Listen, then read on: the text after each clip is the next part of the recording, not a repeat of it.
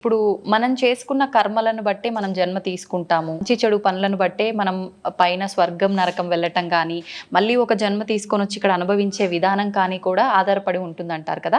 అయితే ఇప్పుడు ఒక మనిషి జీవం కోల్పోయిన తర్వాత ఆత్మ వెళ్తే పైకి వెళ్ళి అక్కడ ఏదో ఒకటి అనుభవిస్తూ ఉండాలి స్వర్గంలోనో, నరకంలోనో. కానీ ఎందుకు ఇలా దుష్ట శక్తుల రూపంలో, ప్రేతాత్మల రూపంలో మన చుట్టుపక్కల ఇప్పుడు మీరు చెప్పినట్టుగా తిరుగుతున్నాయంటారు? కర్మ విపాకం చెందకపోవడం, కర్మ విముక్తి కలగకపోవడం, వాళ్ళు చేయవలసిన కొన్ని కర్మలు తీరక, వాళ్ళ కోరికలు తీరక. అందుకే సనాతన ధర్మం అన్నీ చెబుతూ కూడా ఒక మాట చెప్పింది. ఏంటి? ఎప్పటికెప్పుడు నువ్వు సత్యం అనే భావన, నేనే సత్యం అనే భావన నువ్వు తెలుసుకో, నువ్వెవరో తెలుసుకో, నువ్వేంటో తెలుసుకో, అంతర్ముఖుడవై ఏ భవబంధములు కూడా శాశ్వతము కాదని, దేని యందు అనురక్తి కలగక, వ్యామోహం కలగక, అన్నిటినీ విసర్జీకృతంతో భావన చేస్తూనే బ్రతుకు. అన్నీ నీవే, చివరికి నావి కావనుకునే సత్యంతో కూడా బ్రతకని చెప్పింది మన ధర్మం. అట్లా కోరికలు పెట్టుకొని వ్యామోహంతో మరణించే వాళ్ళు పోరు, ఆగుతారు. మరి వాళ్ళ పరిస్థితి ఇక వాళ్ళ యొక్క వంశజులు ఉంటారు కదా, తగిన పూజలు, హోమాలు, శాంతులు, దాన ధర్మాదులు చేసి వాళ్ళకు ఉత్తమ స్థితిని పంపించగలగాలి. ఒకవేళ పంపించకపోతే వీళ్ళ యాతన వలన వీళ్ళకు కొన్ని నెగిటివిటీస్ వస్తూ ఉంటాయి, వీళ్ళ సమస్యలు వస్తుంటాయి, వీళ్ళ పనులు కావు, వీళ్ళకి ఇబ్బందులు వస్తుంటాయి, వాళ్ళ కుటుంబ సభ్యులు అనారోగ్య సమస్యలు వస్తుంటాయి. ఎక్కువ రోజులు పితృదేవతలు గనక శోధి వేదన పడుతూ ఉంటే వీళ్ళకి పిల్లలు కలగరు. పిల్లలు పుట్టిన పుత్ర సంతానం కలగదు పితృదేవతల యొక్క శాపం వలన. ఓకే.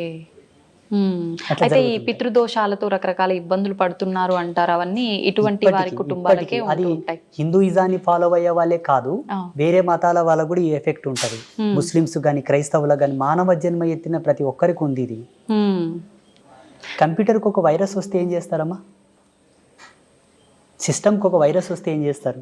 అప్డేట్ చేస్తుంటారు, ఎప్పటికప్పుడు రిపేర్ చేస్తూ ఉంటారు. జెనెటిక్ అంటే మన జెనెటిక్ థియరీ ఏదైతే ఉందో, డిఎన్ఏ కాలానికి వంశవృక్షానికి సంబంధించిన అప్డేట్ అనమాట ఇది. ఓకే. అయితే ఇప్పుడు మనం ఏదైతే ఇప్పుడు ఈ ఆత్మలు ఇలాంటివి ఉన్నాయి అనుకున్నామో, అలాగే భగవంతుడు కూడా మన కళ్ళకు కనిపిస్తాడా ఆత్మల్లాగానే? చాలామంది ఈ మధ్యకాలంలో నాకు భగవంతుడు కనిపిస్తాడు, కావాలంటే మీకు చూపిస్తా అని చెప్పి రకరకాలుగా మాట్లాడుతున్నారు.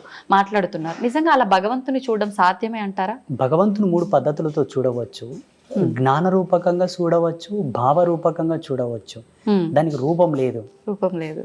అలా ఫీల్ అవ్వచ్చు, కనిపిస్తున్నాడు, మనం ఫీల్ అవ్వచ్చు. That's own experience. భగవంతుని భౌతికంగా జడముగా చూడాలనుకుంటే దానికి ఒక మార్గం ఉంటుంది. ఏంటండి? ఇప్పుడు మన చుట్టూ మెనీ మోర్ ఆఫ్ బ్యాక్టీరియాస్ ఉంటాయి మన చుట్టూరుతా. దాన్ని సూక్ష్మదర్శినితోనూ చూడవచ్చును. భగవంతుని ఇట్లా సశరీరంతో చూడవచ్చు అంటే ఒకే ఒక మార్గం ఉన్నది, యోగ మార్గం. యోగాతో చూడవచ్చు.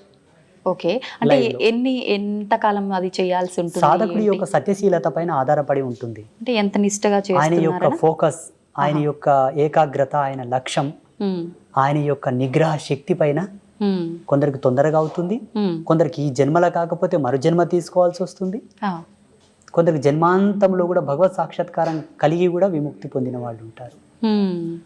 అయితే ఒక మానవుడు భూమి మీదకి వచ్చిన తర్వాత ఒక జన్మ తీసుకొని అసలు నా పుట్టుకకు అర్థం ఏంటి, నేను ఏం చేయడానికి వచ్చాను అనేది ప్రతి ఒక్కరు కూడా మర్చిపోయి, ఇందాక మీరు చెప్పినట్టుగా కోరికలు, రకరకాల అంటే వ్యామోహాలు, బంధాలు, బంధుత్వాలు, వీటిపైన కొట్టుమిట్టాడుతూ ఉంటారు. పుట్టుక మరణం శాశ్వతం, వెళ్ళాల్సిందే, మోక్షం పొందడం కోసం మనం అవన్నీ కర్మలు క్లియర్ చేసుకొని భగవంతుల్లో ఐక్యం అవడానికి ఇవన్నీ అని చెప్పి మీలాంటి వాళ్ళు చెప్తూ ఉంటారు.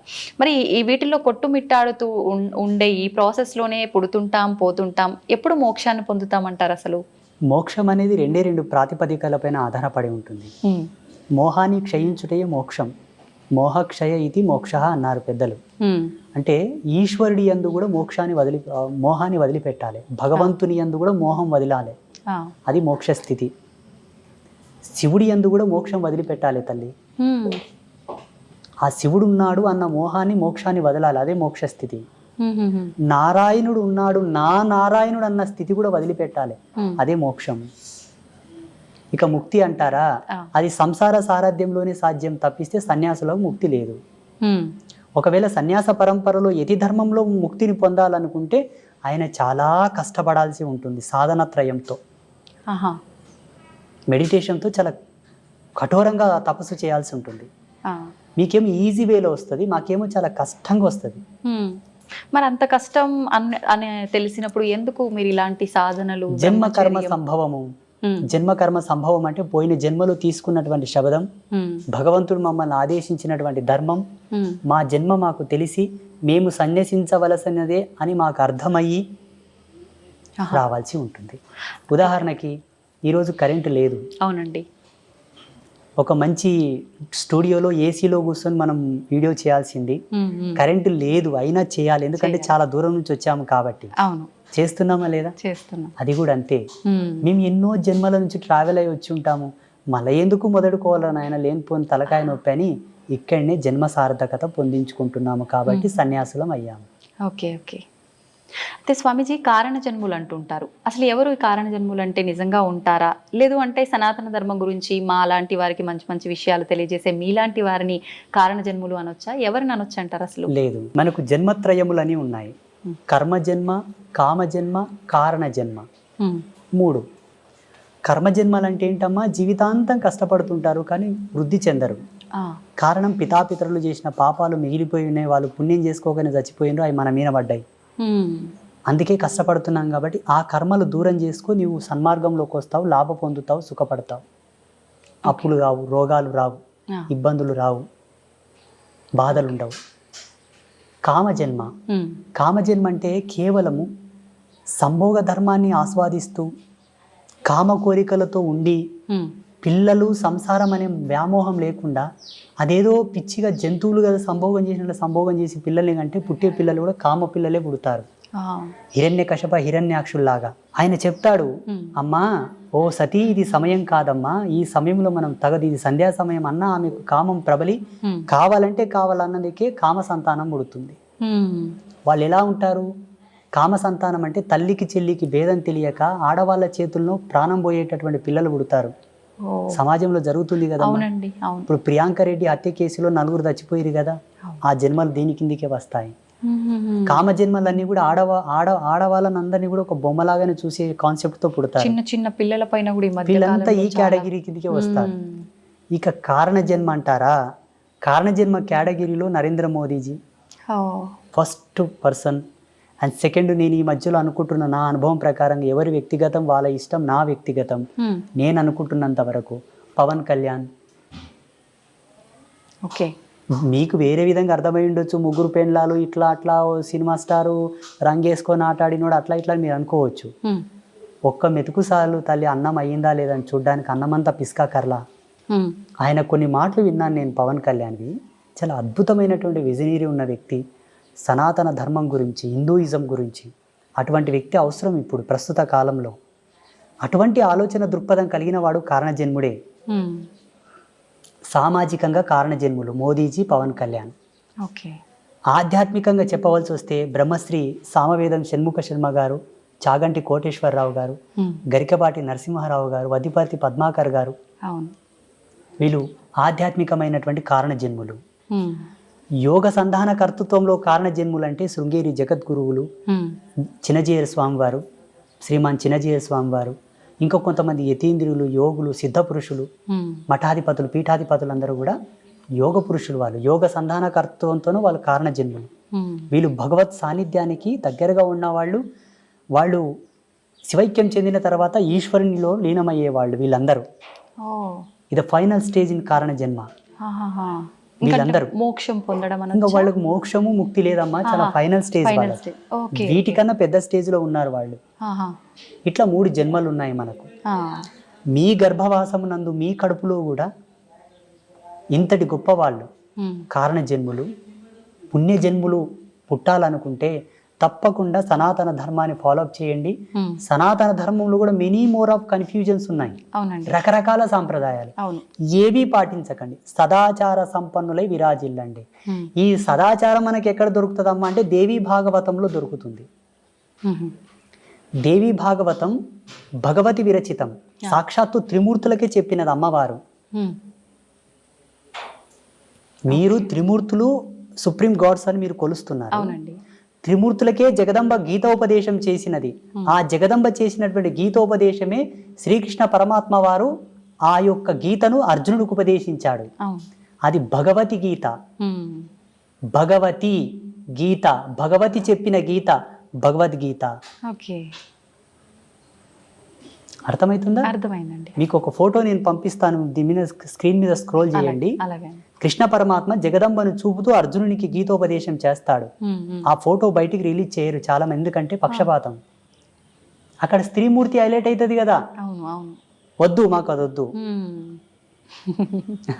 దేవుళ్ళ విషయంలో కూడా పార్షియాలిటీస్. లేకపోతే ఇప్పటికీ ప్రతి సందర్భములో అవును అవును, యజ్ఞమూర్తి ఎవరు, మంత్రతంత్ర అధిష్టాన దేవత ఎవరు, వేదమాత ఎవరు, అమ్మవారి గుళ్ళకు శోభ లేదు తల్లి. దక్షిణ భారతదేశంలో ఉంది, ఎందుకంటే దక్షిణ భారతదేశంలో ఆధ్యాత్మికతకు స్వతంత్రత ఉన్నది కాబట్టి. ఉత్తర భారతదేశంలో ఉన్న శక్తిపీఠాలన్నీ వెలవెలబోతున్నాయి తల్లి. అది నా బాధ. సెంట్రల్ గవర్నమెంట్ గనక అధికారం ఇస్తే భారతదేశంలో శక్తిపీఠాలకు ఉండే వైభవం ఏ దేవాలయానికి ఉండదు. నేను కట్టించి చూపిస్తాను స్వచ్ఛందంగా. అమ్మవారి గుడి అంటేనే ఒక అద్వితీయమైనటువంటి అజరామరమైనటువంటి కళాఖండముల చేత విరాజిల్లేటట్టుగా నేను కట్టిస్తాను. కానీ ఉండాలి. పేరులోనే అర్థం ఉంది కదా, మన శక్తి పీఠం, అది భూమికి శక్తి. అవునండి, ఎర్త్ ఫిట్ లాగా పనిచేస్తుంది అది. మన భౌగోళికమైనటువంటి ఈ భూప్రపంచాన్ని కంట్రోల్ చేసేటువంటివి అవి. మళ్ళీ అమ్మవారు అందుకే నన్ను పుట్టించిందేమో అనుకుంటాను నేను. నా భావన, నా వ్యక్తిగతమైన భావన, మీ భావన కాదు, నా భావన. చూద్దామండి ఏమవుతుందో. మీరు అన్నట్టుగా ఆలోచించడం కాదు, ప్రతి ఒక్కరు మనసులో ఉన్నదే. ఆడవారిని కొంచెం చిన్న చూపుగా చూస్తుంటారు, ఎవరింట్లో వాళ్ళకే కొంచెం చిన్న చూపు ఉంటుంది. సమానంగా సంపాదించినా, సమానంగా గౌరవం ఇచ్చినా, ఏ రకంగా అయినా కూడా ఉంది. ఇప్పుడు మీరు చెప్పేదాన్ని బట్టి చూస్తే, అంటే ఈ పీఠాలు ఇవన్నీ అయితే మేము రీసెర్చ్ చెయ్యము, తిరిగి చూడం కాబట్టి, అంటే అమ్మవార్ల ఆలయాల పైన కూడా ఇంత వివక్ష ఉంది స్త్రీ అని ఉంది. మీరు ద్వాదశ జ్యోతిర్లింగాల దేవాలయాలు చూడండి, అవును, అష్టాదశ శక్తిపీఠాల దేవాలయాలు చూడండి, అవును, మీకు లైవ్లు ఇప్పుడే కనిపిస్తాయి కదా. పురుష దేవుళ్ళకు సంబంధించిన ఆలయ కాన్సెప్ట్ ని ప్రవచనకర్తలు అలా చెప్పారు. ప్రవచనకర్తలు చెప్పడం ద్వారా ఇప్పుడు జనాలది ఏం తప్పు లేదమ్మా. మాలాంటి వాళ్ళు ఏం చెప్తే అది వింటారు. మీరు ఇంతకుముందు అన్నారు కదా, ఎవరు వచ్చి ఏం చెప్తే అదే వింటారు గురూజీ జనాలు. మరి ఎటు పోవాలి జనాలు అన్నది మీరు అడిగారు, చూసారు, అది సత్యమే. అలా వెళ్ళిపోయారు. కానీ వేదాంత తర్క సంవాదం యొక్క మూలం చెప్పనా, మంత్రతంత్రాల యొక్క మూలం చెప్పనా, అమ్మను ఆశ్రయించిన వాడే ముక్తిని పొందగలడు. ఇది సత్యం. అందుకే కదా త్రిమూర్తులు ఆమె పాదాలు అక్కడ పడుతున్నారు. ఇప్పుడు చూడండి, ప్రపంచంలో ఎక్కువ శాతం పురుషులందరూ కూడా స్త్రీలలాగా మారుతున్నారు. స్త్రీలు పురుషుల్లాగా తక్కువ మారుతున్నారు. అవును అవునండి, లింగ మార్పిడి చేసుకొని అధిక సంఖ్యాకులు పురుషులు స్త్రీలలాగా అవుతున్నారా, స్త్రీలు పురుషుల్లాగా అవుతున్నారా? పురుషులే స్త్రీలలా అవుతున్నారు. పురుషుడు యథార్థంకి వస్తున్నాడు కాబట్టి అది సత్యం. కానీ అలా జరగడం మంచిది కాదు. ఇది సృష్టి విరుద్ధమే కదా. విరుద్ధమే, అలా మారకూడదు. ఒకవేళ ఆడపిల్లల యొక్క గుణగణాలతో స్త్రీ యొక్క స్వాభావికంతో ఒక పురుషుడు పుట్టినప్పటికీ సాధ్యమైనంత వరకు 100% వాని మోటివేట్ చేసి వాని ద్వారా ఒక జన్మనిప్పియాలి, వానికి సంసారం ఇవ్వాలి. కానీ ఏదో మహిళలాగా చేష్టలు చేస్తున్నాడని వాని కన్వర్ట్ చేయకూడదు. ఇప్పుడు అందరూ అలాగైతే జగత్ సృష్టి ఎట్లా జరగాలి తల్లి? అవునండి, మీకు జన్మనిచ్చిన తల్లిదండ్రులు కూడా ఇట్లా చేసుంటే మీరు పుట్టేవాళ్ళ? అవును అవును, అది మనకు కావాల్సింది. 100కు 1,000,000 ప్రయత్నం చేయగా కూడా వాళ్ళు మాడలేదంటే ఈశ్వరార్పణంగా చేసేసేయండి, తప్పులేదు. ఇది నా అభిమతం. ఏమంటారు? కరెక్టే అండి. వాస్తవమా కాదా? వాస్తవమే. అది ఎంతసేపు బ్రతికినా మీరు యాంకరింగ్ ధర్మంలో, ఎలక్ట్రానిక్ మీడియా ధర్మంలో వాళ్ళు, సన్యాస ధర్మంలో నేను, సమాజం అంతా కూడా భావి తరాలను దృష్టిలో పెట్టుకొని బ్రతకండి. ఈనాడు మనం చేసింది రేపటి తరాలకు అది ఆచారం అవుతుంది. మా పెద్దలు చేసిండ్రా, మేము తీసేయం దీనిని అంటారు డైరెక్ట్. చేసేటప్పుడే ఆచితూచి చేయండి అంతే. ఇంకోటి, మన మీడియా ద్వారా అందరికి నేను ఒక రిక్వెస్ట్, చెప్పండి, ప్రకృతిని కాపాడండి ప్లీజ్. నిజంగా ఇది అందరికీ చాలా ముఖ్యం. ప్రకృతిని కాపాడండి. ప్రకృతిని కాపాడడంలో ఒక మంచి టిప్ చెప్తాను మీకు. మీ పిల్లల పుట్టినరోజులున్నా, మీ పుట్టినరోజులున్నా, మీ పెద్దల యొక్క తద్దినాలున్నా, దినకర్మలున్నా, ఏదన్నా ఫ్రీ ప్లేస్ ఉంటే అది రోడ్డు పక్కన అక్కడిక్కడ కాకుండా ప్రతి ఒక్కరు ఒక 10 చెట్లను నాటండి. అవును, అవసరం ఉంటే తప్ప చెట్లు కొట్టొద్దు. అవసరం ఉంటే తప్ప కొండలు, గుట్టలు, పర్వతాల జోలికి వెళ్ళవద్దు. అవసరం ఉంటే తప్ప ఆనకట్టలు కట్టవద్దు. ఎక్కడికక్కడ నీళ్ళని ఫ్లో చేసి పెట్టకండి. విదేశాలలో ఉన్న ఆనకట్టలను కూల్చివేస్తున్నారు ఇప్పుడు. అవునండి. చెరువులను పూడ్చకండి, నదులని ఇబ్బంది పెట్టకండి, కలుషితం చేయకండి. నేచర్ మనకు సహజ సిద్ధంగా ఇచ్చినటువంటి అమృత తుల్యముని వల్ల మనం పాడు చేసుకుంటే భావితరాల్లో బ్రతకలేము. ఆల్రెడీ ఇప్పటికే చాలా పొల్యూషన్ అయిపోయింది, ప్రకృతి చాలా పాడైపోయింది, దానివల్ల రకరకాల అనారోగ్య పరిస్థితులు కూడా ఏర్పడ్డాయి. ఒక దౌర్భాగ్యం చెప్పనా, నదులను దేవతలుగా పూజించే మన దేశంలో నదులన్నీ కలుషితమయ్యాయి. అవును. నది యొక్క విలువ తెలియని దేశంలో అయితే ప్యూర్ ఉన్నాయి, మళ్ళీ ఆ నీళ్లు తాగడానికి కూడా పనికిరావు. ఇది దౌర్భాగ్యం భారతదేశంలో. ఇలా కావడానికి కారణం ఏంటో తెలుసా, సనాతన ధర్మం ఇంకా కూడా స్వతంత్రతను పుంజుకోలేదు అనుకుంటాను నేను. సనాతన ధర్మానికి స్వేచ్ఛ లేదని అనుకుంటాను నేను. ఉండగలిగితే ఈ నదులెందుకు ఇట్లా కలుషితం అవుతాయి, ఆ దేవాలయాల మీద ఎందుకు దాడి జరుగుతుంది? అవునండి. జగదంబ నాకు ఒక అవకాశం ఏమని చెప్పండి అమ్మవారిని. తప్పకుండా అండి, కోరుకుందాం అందరం. మీరు కోరండి, నేను అడిగితే ఇవ్వట్లేదు. అవునా? మీ అంతటి సాధువులు అడిగితేనే ఇవ్వలేదు, నేను అడిగితే ఇస్తుందంటారా? నీకెందుకురా వెళ్ళా, నువ్వు ఊక నాతో జపం చేసుకొని కూసోరా అంటది అమ్మ. అవునా? బహుశా మీలాంటి వాళ్ళు అడిగితే ఇవ్వచ్చేమో. నాకు గనక అమ్మవారు అవకాశం ఇస్తే నేను ఏం చేస్తానో తెలియనా? చెప్పండి. గోవుని జాతీయ జంతువుగా ప్రకటిస్తాను. సెకండ్, ఈ భారతదేశంలో ఉండేటటువంటి సహజ వనరులు, జీవనదులు, పర్వతాలు, అరణ్యములనన్నిటినీ కూడా ధర్మమూర్తుల యొక్క ఆధీనంలో ఉండేటట్టుగా రాస్తాను. ఎందుకంటే ధర్మమూర్తులకంతా దూరదృష్టి కలిగి ఉంటుంది. నదుల్లో కలుషితాలు కలవనివ్వరు, చెట్లని కొండల్ని కొట్టనివ్వరు, ఆపుతారు. ఎందుకంటే పర్వతాలను పూజిస్తాం మనం, చెట్లను పూజిస్తాం మనం, నదులను పూజిస్తాం కాబట్టి వాటి జోలికి వీరు వెళ్ళనియరు. ప్రసిద్ధ పీఠాలు ఉన్నాయి, శృంగేరి జగద్గురువులు ఉన్నారు, పెద్ద పెద్ద పీఠాధిపతులు ఉన్నారు. ఆ ప్రదేశం అంతా కూడా వీరి ఆధీనం ఉంచేటట్టుగా నేను చట్టం తీసుకొస్తుంటే, దీన్ని అంతా నువ్వు కంట్రోల్ చేయాలని చెప్తుంటే. ఇప్పుడు మీరు చేసే ఈ సాధనలు వీటన్నిటి వల్ల ఈ మార్పులు సాధ్యం కావంటారా? ఖచ్చితంగా చట్టం చేతిలో ఉండాలంటారా? 100% సాధ్యం అవుతుంది. కాకపోతే సామాజికమైన మర్యాదలు కొన్ని ఉన్నాయి కాబట్టి. వెనకతలకు ఒక స్వామీజీ, నాలాంటి స్వామీజీ ఒక యజ్ఞం చేసి యజ్ఞశక్తిని ధారపోసాడు, లోక వినాశనం అవుగా కానీ. అందులో వాళ్ళ శిష్యులు కూడా ఉన్నారు, వాళ్ళు కూడా పోయారు. అంత జ్ఞానం తెలిసిన ఆయన కూడా అక్కడ తప్పు. ఈ తపస్సులు, మంత్రబలము, మంత్ర ప్రయోగములు కూడా కొన్ని ధర్మాలతో చేయబడతాది కాబట్టి ఎలా చేద్దామన్నా అందులో అందరూ ఉంటారు. అది కదా వచ్చింది ముప్పు. ముందు వెనక ఆలోచించాల్సి అది అశ్వత్థామ కదా బ్రహ్మాస్త్రాన్ని ప్రయోగించాడు కానీ వెనక్కి తీసుకోవడం తెలియదు ఆయన.